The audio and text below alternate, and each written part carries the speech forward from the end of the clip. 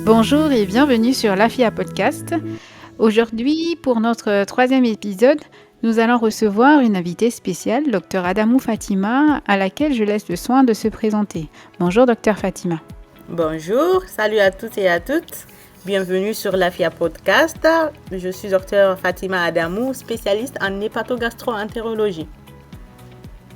Alors, aujourd'hui, nous allons parler d'un sujet qui est assez important. Nous allons parler du syndrome du côlon irritable ou de l'intestin irritable que vous avez déjà peut-être entendu parler. Et Dr Fatima, pourquoi ce sujet est-il important? Alors, ce sujet est d'une importance capitale, si je peux le dire, car il touche en général plus de 15% de la population mondiale, c'est-à-dire une personne sur 7 dans le monde souffre de syndrome de l'intestin irritable qu'on appelle en général le côlon paresseux. Probablement, vous avez déjà entendu ce terme en consultation où le médecin vous dit non, votre côlon est paresseux. C'est un sujet également qui touche surtout les femmes avant 50 ans. Mais il peut se voir chez les hommes tout comme chez les femmes. Mais l'âge la plus fréquente, c'est l'âge jeune avant l'âge de 50 ans. Et beaucoup de gens dans nos populations africaines souffrent en silence de ce syndrome, sans vraiment comprendre ce qu'ils ont. Donc c'est pour cela on tient compte de ce sujet pour essayer d'éclaircir un peu sur cette pathologie sur l'AFIA Podcast. Effectivement, j'en sais quelque chose. Et c'est quoi ce syndrome de l'intestin irritable? Alors, le syndrome de l'intestin irritable, c'est un trouble chronique de l'intestin. Qu'est-ce que ça veut dire? Ça veut dire que ton ventre te dérange souvent, sans qu'on ne voit quelque chose de grave. Voilà ce que tu peux ressentir comme symptômes. Des douleurs ou des gènes au niveau du ventre qui s'améliorent quand tu vas à la selle. D'autres se plaignent de ballonnements fréquents, surtout après la prise des repas copieux. Il existe des patients qui souffrent dans leur vie de diarrhée ou de constipation, ou parfois les deux en alternance, ou parfois avoir une impression de ne pas avoir bien vidé les intestins au moment des selles. Et ce qui est bizarre, c'est que même après une coloscopie ou d'autres examens, tout semble normal. Mais toi, tu sais que ça ne va pas. Tu as toujours des douleurs, des diarrhées, des constipations, mais le médecin te dit tout ton bilan est normal. Ou voire il part faire une coloscopie et il te dit la coloscopie est normale. Là, on peut penser surtout à l'âge jeune à un syndrome de l'intestin irritable. Je vous donne un exemple de mes patients en général. Leur phrase, c'est après un bilan biologique normal, voire une coloscopie, ils viennent avec cette phrase en me disant « Mais docteur, moi je sens que mon ventre est gonflé tout le temps. J'ai mal tout le temps. Parfois je cours aux toilettes et d'autres fois je reste constipée pendant plusieurs jours. » Très bien. Et donc, docteur, qu'est-ce qui cause ce syndrome de l'intestin irritable? Alors, pour les causes de syndrome de l'intestin irritable, il y a plusieurs causes qui peuvent provoquer ce syndrome. La première cause à savoir, c'est le stress. Comme je le dis souvent, notre ventre et notre cerveau sont très connectés. Il y a une phrase que je veux que vous gardez, que je dis le plus souvent à mes malades, c'est que l'intestin est le deuxième cerveau de l'homme. Alors, quand on est stressé, énervé ou fatigué, l'intestin réagit systématiquement.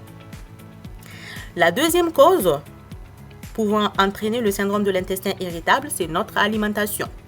Particulièrement une alimentation qui est pauvre en fibres, c'est-à-dire le fait de manger plus de féculents, peu de légumes, peu de fruits.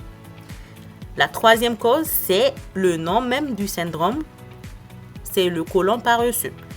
L'intestin qui ne bouge pas comme il le faut. Donc, il y a des patients qui sont prédisposés à avoir un côlon comme ça. Donc, si on le dit en termes médicaux, c'est le péristaltisme, c'est-à-dire que le côlon ou l'intestin n'arrive pas à faire vraiment le mouvement qu'il faut de façon normale. Alors, la quatrième cause donc qu'on peut élucider, c'est un intestin qui est trop sensible. Chez certaines personnes, même un petit changement dans la digestion ou au cours d'un voyage peut provoquer une douleur ou une gêne. Donc là, c'est les personnes qui sont prédisposées à avoir une hypersensibilité au niveau intestinal ou colique. Ouais. Et donc, si on comprend, comment est-ce qu'on confirme ce diagnostic? Alors, il n'y a pas d'examen spécifique pour confirmer le syndrome de l'intestin irritable ou le côlon paresseux.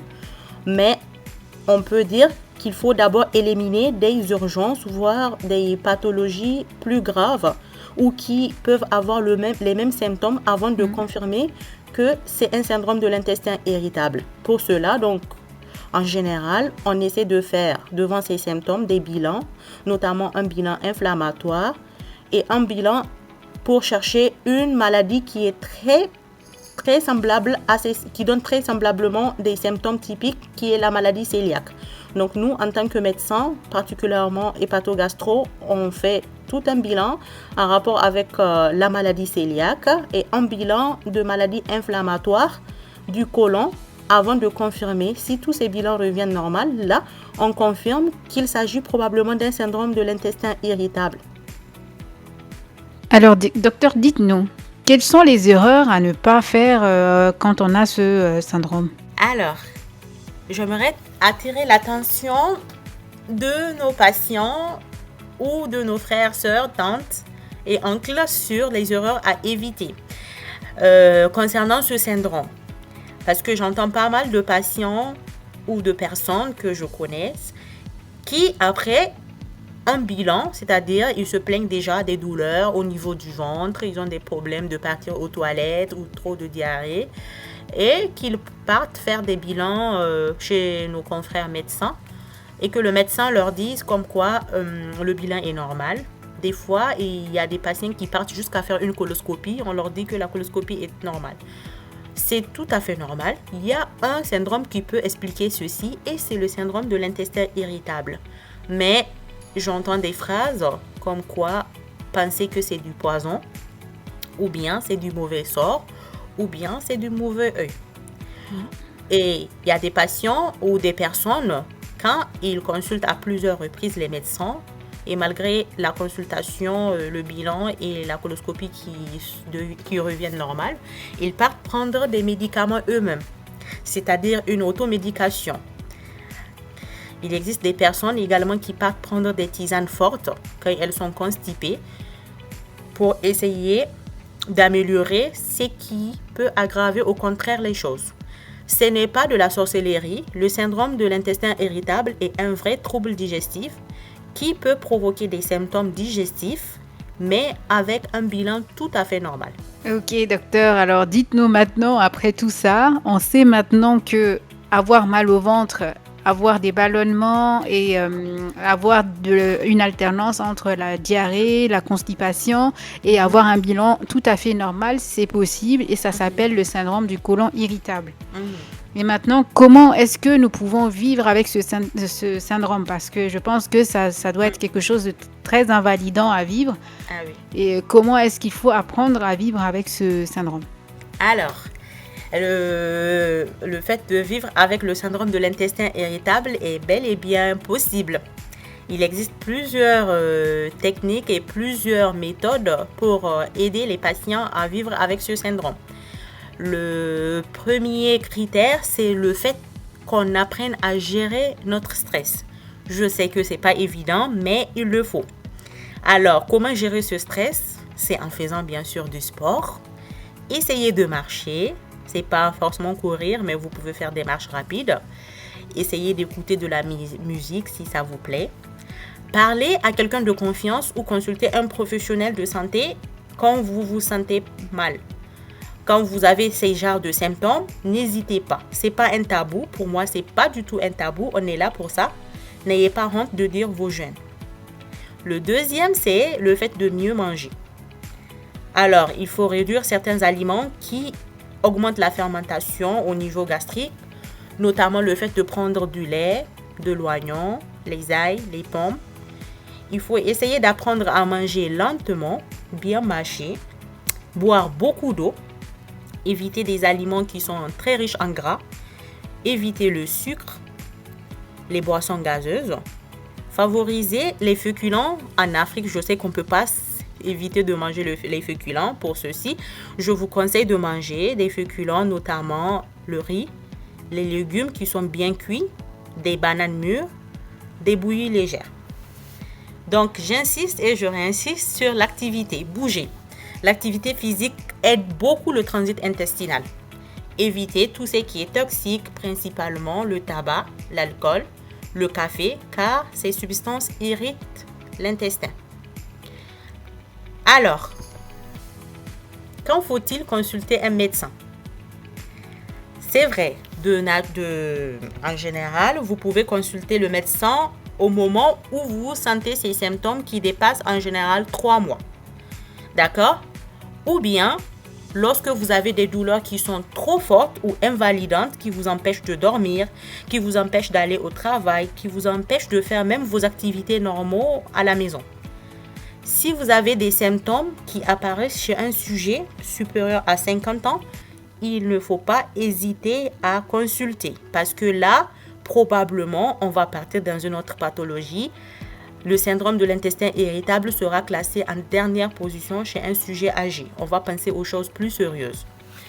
Lorsque vous avez du sang dans les selles, c'est-à-dire au moment de la défécation, vous voyez du sang, il faut consulter.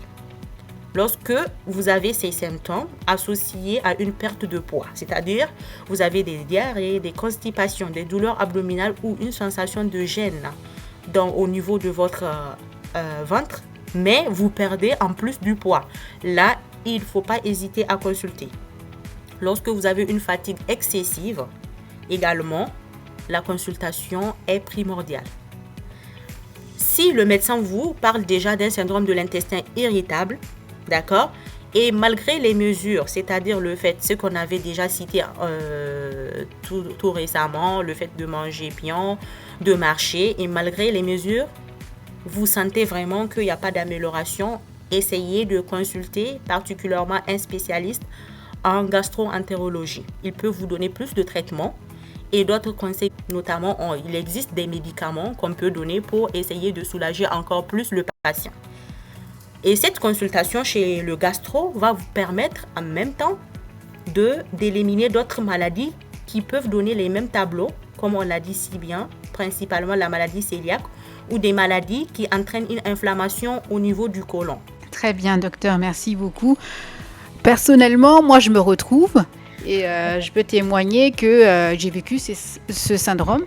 Et c'était vraiment pendant la période études médecine, les années avec les examens. Et vraiment, j'ai fait la même chose. J'ai fait tous les examens, tout était normal. Et finalement, j'ai accepté ce syndrome. Et j'ai appliqué les mêmes mesures. Bon, gérer le stress, c'est un peu plus difficile avec les examens, mais j'ai appliqué les mêmes méthodes, l'alimentation et l'activité physique, plus ou moins. Et avec ça, j'ai pu me débarrasser de ce syndrome. Et je pense que c'est une maladie qui est vraiment assez méconnue par beaucoup de personnes, mais qui est invalidante et qui enfreint quand même la qualité de vie des personnes. C'est vraiment intéressant à savoir. Alors, quel est votre message clé? Quels sont vos messages clés? Effectivement, comme tu l'as si bien dit, le syndrome de l'intestin irritable, c'est quelque chose qui altère la qualité de vie des patients. C'est pas une maladie, si je peux le dire en termes médicaux, qui est grave, mais elle est grave dans le sens où elle altère la qualité de vie du patient. Donc, les messages clés, je peux dire en premier, c'est que notre ventre n'est pas fou. Donc, ton ventre n'est pas fou. Il te parle. Quand il te parle, il faut l'écouter. Le deuxième message clé que je peux vous dire, c'est qu'il faut éviter de vous soigner seul avec des tisanes fortes ou des médicaments, c'est-à-dire une automédication. Apprends à comprendre ton ventre. Le syndrome de l'intestin irritable est bel et bien réel. Même si on ne voit rien sur les examens, c'est un trouble qui est là. Avec une bonne alimentation, une vie plus calme, des bons traitements, on peut aller mieux. N'oublie pas également, ne garde pas la douleur pour toi. Parle-en, soigne-toi et surtout écoute ton ventre. Merci beaucoup, Dr Fatima. Et c'était un plaisir de vous avoir sur notre plateau de l'AFIA Podcast. Et on espère vous revoir très prochainement pour nous aborder d'autres thèmes. Inch'Allah, très bientôt. Merci beaucoup et à très bientôt.